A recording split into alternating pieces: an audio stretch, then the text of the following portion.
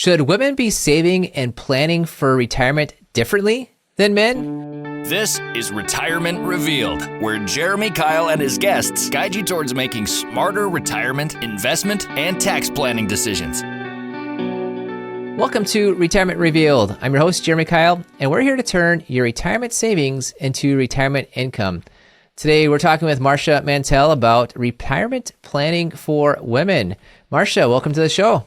Jeremy, thank you so much for inviting me and inviting me back. That's even a bigger thing, so thanks. Absolutely. You've been on a few years back. I think you might be one of my first repeats. I'll have to go back in the archives and check this out to see, do you get the award for first repeat guest? This would be great. Oh, that would be great. And I think I was on pretty early, so congratulations on years now of podcasting. That's very exciting. Yeah, you're right on. We're over 4 years now. Of course, we got the YouTube channel. Mr. Retirement is the YouTube channel. Of course, perhaps if I'm Mr. Retirement, you can be the female version because you know more about retirement than most anyone. But you've also focused a lot on kind of the unique aspects that women have when it comes to retirement planning. And let's just let everyone in on a little secret. Today is International Women's Day as we're recording. I'm supposed to make podcast evergreen and not to, let people know if it's winter or not. But today is International Women's Day as we're recording. I thought no one better to talk about women in retirement than you, especially because I think you wrote a book called What's the Deal with Retirement Planning for Women. So, for women. Yeah, we'll talk about all that. But tell us first more about yourself, Marcia. Oh, well, thank you, Jeremy. The reason I know a lot about retirement, I would say, is because I've been in this field for many, many years, as in 30. Which is shocking. In fact, it'll be 32 later this year. So, you pick up a tip here or there. And what I have found through my journey is it's been surprising how women, I think what we all tend to know these days is women tend to live longer than men. And so they need more retirement income than men. And yet our industry doesn't exactly talk to women, and not in a way that most women can absorb and comprehend and understand, but we sure are good at talking at them. So I've been spending my career really trying to change that dialogue so that women can be part of this game. We can't be bystanders. And I often think about it like football or hockey, a sport that women typically don't play, although that's changing too. But we cheered every one of our kids. Right? So we sat on the sidelines and we watched our kids play their sports. So we're there, we're engaged, we know that there's a game. We might even know the rules of the game, but we weren't the players. And especially boomer women, being in sports was just not part of our growing up. It wasn't not an option. So it's great to see a lot of good progress. It's great to see women playing sports, and now it's time for women to be getting in the money game. Yeah, I like that analogy. That's really helpful. And it's interesting, kind of a thing about getting in the game. I've talked to a lot of people that are maybe close to 100 years old, and in their early 20s, and there is a difference kind of from the ages on down of how much more the younger women are getting in the game. But we're talking here about retirement, and a lot of the people who are facing retirement are 60 years old, and they're kind of on the cusp. Maybe it's a little bit of a changing dynamic for them. But what I find so interesting about a few topics, and I want to talk about one in particular especially, is Social Security, is because it's often the 92-year-old widow who's living on that Social Security decision that was made by her now deceased husband 30 years ago is when he made it. And yet she's the one that's listening or living off of that. So I really want to dive into Social Security, especially. So let's talk about that real quick. What should women be looking at when they're thinking about Social Security, making Social Security decisions, either on their own or in a couple? Yeah, I love your observation of that. And it's one of the things I talk about to a little bit younger people as they're thinking about. Everybody knows 62. You can claim Social Security, right? So I try to talk them off that ledge. And I do talk about it in those longevity terms and say, look, we're all faced with a decision that we make in our early 60s that will dog us into our 80s and 90s and those turning 100. By the way, big shout out to my mother-in-law who will be 100 next month, and Oh, my amazing. father-in-law who's 101 in May. Wow. So this longevity thing is it's the real deal. So it's not a promise, no guarantee, but many of us are going to live a really long time. And women who are married, which is I believe the number is 92% of boomer women got married. Now, they didn't all stay married, and a lot of times they're widows now.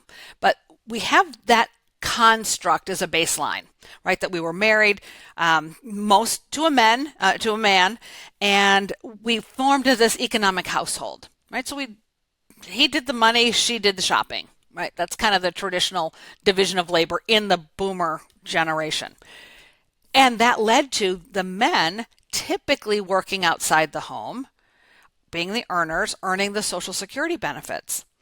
And so as a spouse, as a wife, your benefit hinges on what your husband did.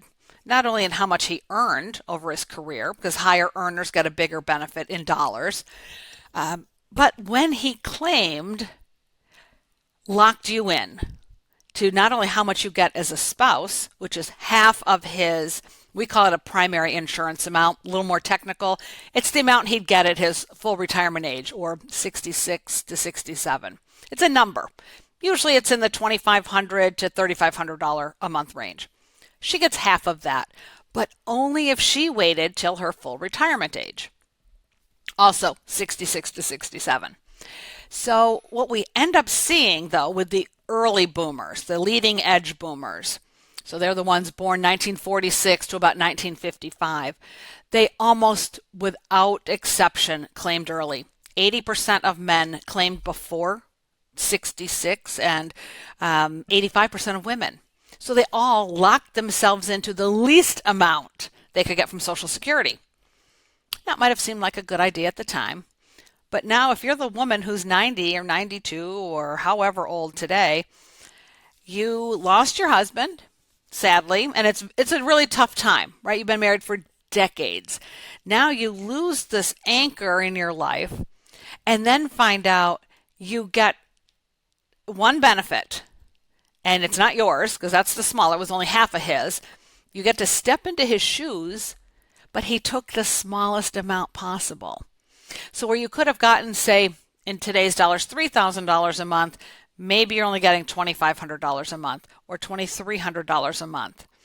If you ask any woman, would you rather have $2,300 a month for shopping or $3,000 a month for shopping? What would every woman answer? Of course, they want the higher amount. But we don't know that for the most part when we are making these decisions. Certainly not the older boomers. So what we're trying to do as an industry, I know you do this with your clients, we try to bring this decision into knowledge, understanding, and why it's important to wait to claim or understand the consequences if you claim early. So our industry has really tried to help move that needle. Yeah, it's helpful. Lukewarm successful.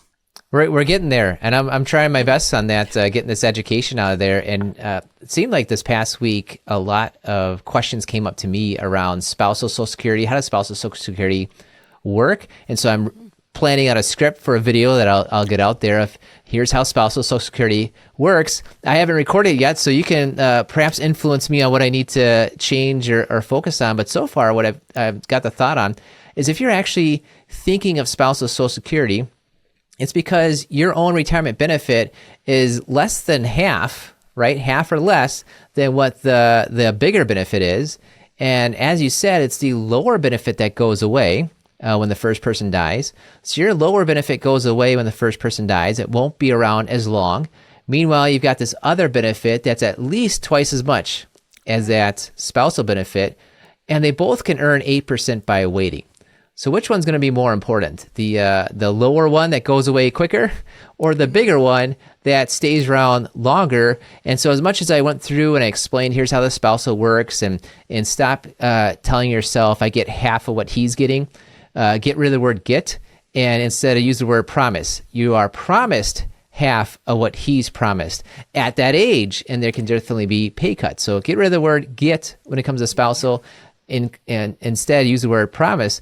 But then it's nice to know how spousal works, and yet the most important benefit for the spouse that gets the spousal is not that benefit. Survivor. It's the bigger benefit that can grow and can be there for the survivor. So it's almost like stop worrying about the spousal benefit, worry about the survivor benefit, and how can you get the most out of that. So that's my my construct so far. How's it sounding? It sounds great. You are spot on. And just don't forget, I would suggest the ex-spouses. So same thing, if you had, there are a lot of rules for whether or not you can claim on your ex, but the key is you had to have been married 10 years or longer. So lots of women were married for 10, 15, 20 years to, their ex-husband and have not remarried. So for them, the rules are the same. They would get half, that they would be promised half of his as a lower earner, assuming she's the lower earner. So she'll get and be promised half of his, but also if he's the first to die, the ex-spouse can also step into his shoes and get a much larger monthly benefit, which is super important when you're old. We don't want less when we're old.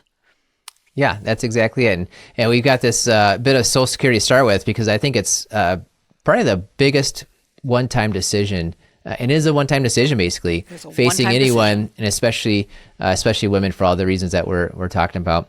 But I want to talk about your book. It's called "What's the Deal with Retirement Planning for a Woman?" And I love the back part of your cover. It starts out saying, "Women are completely comfortable talking about many M-word topics: their marriages, motherhood, mothers, Merlots, martinis, mammograms, and menopause, but bring up money, and the conversation screeched to a halt." So besides winning the award for best alliteration, it brings up a lot of things, and I'm going to talk about the health stuff. And it seems like women just more naturally focus on their own health, right? Maybe that's instinct somehow, but I'm curious. We're talking about, you said 92% of boomers got married, and typically the female married a male. Yep. Now, how can women who are already good at focusing on their own health also encourage their husbands to improve their health? Because this longevity situation, I think the big problem is not when, financially, the big problem is not when there's two of you going along and getting two Social Security benefits. It's when the one, most likely the man, stops early because his heart stops ticking. So what's your thoughts there? Yeah, love the topic. And I would say it is an ongoing battle for most wives to get their husbands to the doctor. I mean, this preventive care is so important to catch something early. And guys, I don't know what it is. This is why I have to talk about women, because I'm not a guy. There you go. I truly don't understand why you would avoid going to a doctor. I guess you just don't want to know. But when you don't know and you can't intervene early, the odds of you making it through some of these really nasty diseases that we're going to have as we age, we get sick. We need to know and put some good steps in place. So all I can say for wives, we try very hard. I happen to have a husband who is very scientific, so going to the doctor is not an issue for him. He might actually be a little better than me. But for men, this mindset that they want to protect their wives, and this is very much, again, an older boomer standard, and yet it's for a lot of men today, too. They have this, I'll call it, inbred sort of position or thinking or belief or whatever you want to call it. They do try to protect their wives. There is a protection gene, I think. And if you want to protect your wife, the best thing you can do is stick around. So, stay up with the new technologies and the medications. I call them, my other M words are the modern miracles of medicine. And, sometimes we need a little shot here or there, but it's very important. And if you're not going to work on your health, make better money decisions.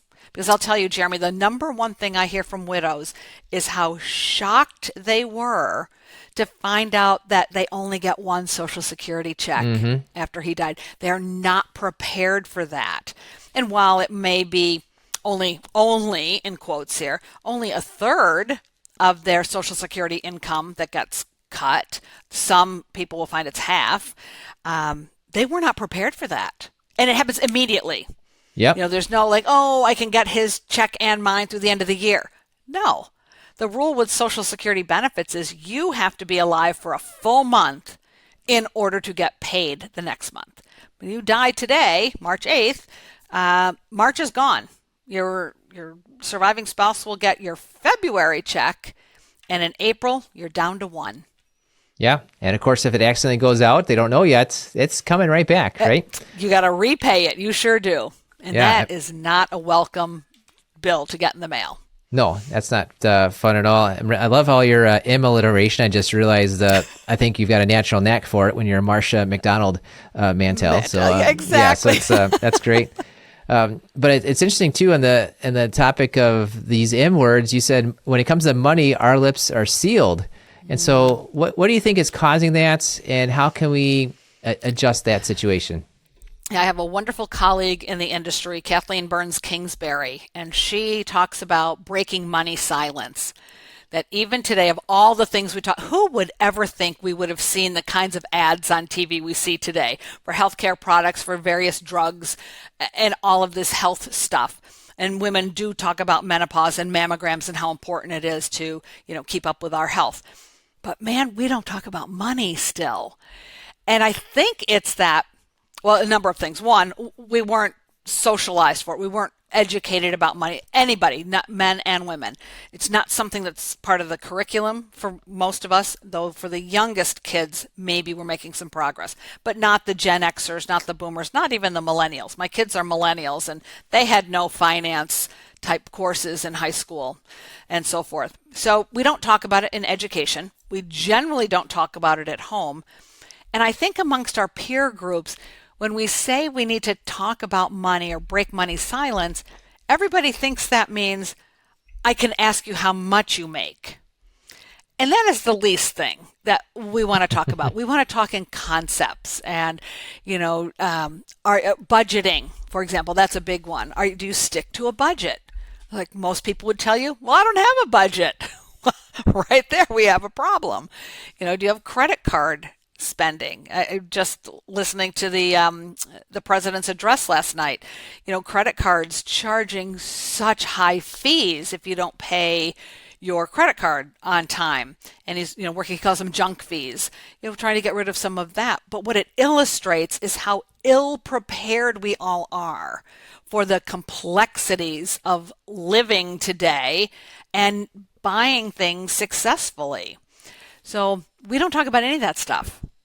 We'd rather talk about, I don't know, the latest hot show or the coolest Netflix show or what's on sale, at the latest online shopping or what we got on Etsy. Well, and a big part of the money is that once you have that kind of figured out, you can do all those things. Maybe if the money part isn't your cup of tea, if that's if you're the non-financial spouse, well, then knowing enough and getting it right, kind of coming in on the times that are important, like the Social Security decision, or finding out about just how the money is set up is important, so that you can go do the things that you have more of a care for, that are maybe the more fun parts of life. And I'm reading through your book, the Retirement Planning for Women book. Boy, it's for such a small book that's filled with incredible wisdom. I had so many things in here to go through, but one of them, which I thought was great, is this idea of a freedom fund. Tell me about this freedom fund and how that could be a kind of a way to feel better about your money. Yeah, I love that. Thank you for reading through the book. The Freedom Fund actually is an invention from my husband, Dan. Dan and I got married very young, and it's always been our money for decades. But at one point, I was getting bonuses when I worked in big corporate America, and I came home one day and told Dan I was getting a bonus, and I wanted that money. And he said, "Of course, it's our money. You can." I mean, what a silly thing to say. I said, "No, I want it for just me." And we had a battle for months that went on. Neither of us had ever had individual accounts. I wanted to actually set up an individual registered account, just the Marcia Mantell. And he was not happy. There were things we needed to pay off. I wanted to save it, blah, blah, blah. One day he got up in the morning and he said, "All right, Here's what I think. I don't think we should have your money and my money, but this is important to you. So why don't you set up your Marcia Freedom Fund? And the reason we named it that, he named it that, it had a specific goal. I wasn't just hogging money because there was some money coming in the house. I wanted to be able to quit my job in corporate America. It was very, very stressful. We had 2 children. And if I quit my job, we'd have to sell the house. We weren't going to sell the house. That was not one of our personal goals. But I just couldn't walk off the job. So the plan was to bank my bonuses until I had enough to pay for 1 year that I could step out of corporate America, figure out what I was going to do, and move on. So money to me has always been, it always comes tagged with an expense, but with a thing I want to buy or a thing I want to do with it. It's not just, and Dan and I are very different. Money is fungible, he'll often tell me. I said, no, it isn't. It goes into a bucket because it has an identity. And that money, that Marcia Freedom Fund, was truly meant for me to quit my job. So the end of the story is I did quit my job. I saved up for 6 or 7 years. I quit my job. And 1 month later, I started Mantell Retirement Consulting. And I had a contract in hand. So I never got my year off. We still have, we call it the MFF. We still have the MFF. It's been invested. It can be for, one of our girls for their weddings or for something we want to do, a big extravagant family trip or something one day. But the power you feel when you have your own bucket of money, it can't be replaced by anything else. It's incredibly powerful, and you own it. Yeah, I love that That's idea. freedom. I think just that concept there is worth the price of admission to get the book. And I think it's great because what you did, and I think a lot of people can emulate, male or female, is that you thought of something you want. You made a plan to get there. You took some control. And I think a part of when you're talking about retirement planning for women is taking on some more control. And I think just in general, you should focus on what you can control. Control what you can control. And ignore, diversify the rest of it. And a lot of things you can't control are what's going on in the stock market, but you can control your Social Security decisions, and you create your freedom fund. So there's a lot of control that you took on, and it all started with something that you wanted to make happen, which is great. Speaking of things you want, and you and I are both retirement planners, educators. When it comes to retirement, how do you spend your retirement? How do you envision? What do you want to do in your retirement? It's an amazing question. And to help answer that question, I think I've written 3 books. And the last one is called Cooking Up Your Retirement Plan. And that book is specifically, it's all worksheets, it's discussion guides. It's a framework to create your own recipe for what these amazing years are going to be after you leave the job. And one of the tasks I ask people to do is try to fill out 1 week. You fill out 1 week today, like you can just print off your calendar. We're busy, right? We've got meetings and client meetings and things we have to do and deadlines, and we run around, very busy in work life. Now, think ahead. What will the 10th week of retirement look like? So you've gotten over the vacation-y mode, right? And now it's 10 weeks in. You haven't seen any of your friends from work. You haven't had any pressure from your boss. Frankly, you've had nothing. What will that week look like? So I've tried this exercise. I don't just talk about it. I've actually tried it several times. I'm failing miserably at it, Jeremy. Uh-oh. Because Dan and I, again, we cannot come up with an agreement of who's going to make dinner. I've been making dinner for 40 years now. For Dan, and me and the kids. I don't want to do it anymore. And he doesn't want to do it. So we're scrapping over what do you do between 5 and 7 p.m. All right, but now go earlier in the day. Yep, I'll go to the gym. That's something that's on the list. I might learn to play the piano. That's been on my list for 40, 50, maybe even years. There are a couple tidbits, but there's still no real recipe. I don't have all my ingredients yet. But I'm having such fun at work, mainly because I have my own business, that it's I would do the same things I'm doing today. I think it's so important to be talking to women, to be helping financial advisors with this retirement income side of the mountain. I don't have any plans to stop that at this time. So we're experimenting. And in fact, next week, we're trying our very first thing. We're calling it our retirement adventure. And we're going for a week. We picked a city. We live in New England. It's a little chilly here, like it is for you. We're going to go down to Virginia and check out a couple of the towns down there to see if that's somewhere we'd want to spend like a month when it's really cold up here and we could go somewhere else. So it's our very first attempt at trying to figure out, well, the world is big. What do we want to do? I don't know. Give it a try. Well, I liked how you said you had the worksheets and you're making use of them. And it seems like you don't have all your ingredients left or ingredients put together for your retirement. No. That's a question I've been asking people lately is, how do you know you're ready to retire?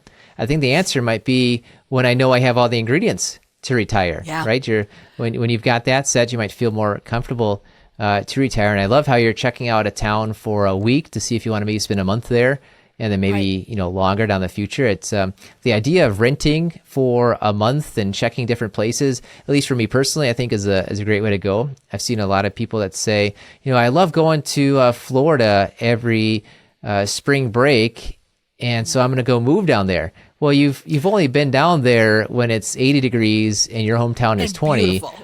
Yeah, and you've only vacationed down there. You haven't actually lived down there, and to make a big jump into buying a place is quite a big financial leap that might not always work out. I've got to give a plug for your other book, Social Security for Women, and you can see how it's thicker than retirement planning for women, just proving the complexity of Social Security. And just to show it, the reason it's so complex is because you go through, well, Social Security is so complex, but the reason why the book is thick is because you go through all the scenarios. You've got what if the female's older? What if they're younger? What if they make more? What if they make less? What if you were single your whole life? What if you're divorced? You're widowed? Everything. So I think that's a great book to check out as the Social Security for Women book. And of course, we love reading, educating on the Retirement Revealed podcast. And so for all those listening that want to get this book, I'll have links to both books, all three books of Marcia's on the in the show notes in the description here. But the first three people that reach out to me and say it's a podcast, podcast, podcast at KeilFP, KeilFP.com, that you want one of Marcia's book. Let me know which one, Social Security for Women, Retirement Planning for Women, or the Retirement Recipe book. Let me know, and we'll send that book out to you on our dime. So reach on out. We love to hear from you. Yeah, we love books. We love giving away books. We love educating. Love it. Me too. Well, I've got one more question for you, Marcia. Before we get to that, tell us, what's the best way to reach out to you? Oh, I think the best way, you get some great information, plus you can reach me, is on my blog, which is called boomerretirementbriefs.com. All one long word, boomerretirementbriefs.com. So great articles on there that I've written, interviews with boomers, worksheets, anything on there is free, and you are welcome to use it. Medicare worksheets, Social Security checklists, you name it, it's out there. Yeah, excellent. We'll have a link to that as well. And of course, if you'd like more ideas from me on how to avoid big retirement mistakes, go to my YouTube channel, the Mr. Retirement YouTube channel. We'll have a link there too. Marcia, I've got one final question. Tell us something about yourself that few people know about. And remember, this podcast is rated clean. All right. I will share. I'm very excited about something coming up. So you may know the first Saturday in May every year is the Kentucky Derby. All right. I've never even been on a horse, but I lived in Kentucky for 3 years when I was a little girl. This year, it's the 150th running of the Roses, which made me say to my husband the other night, oh my God, I marched in the Kentucky Derby parade when I was in 8th grade 50 years ago. For the 100th running of the Derby. So I cannot believe 50 years has gone by. So that's not something most people know about me. Well, that's great. You see if you get a free pass. Can you get into the parade as an alumni? Geez, I wish. Yeah, maybe I didn't ask soon enough. There you go. That's fun. That's a good tidbit that you were part of the parade on the 100th. That's awesome. Cool. Yeah. Well, thanks so much for coming on the show, Marcia. You've shared a vast amount of wisdom. There's more in there in all of your books, I know. So definitely check out Marcia's books. Jeremy, thank you so much for inviting me back. Yeah, it's been a blast. And thank you for listening to the Retirement Revealed podcast. We believe if you know more about your money, you'll feel better about your money and you will make better money decisions.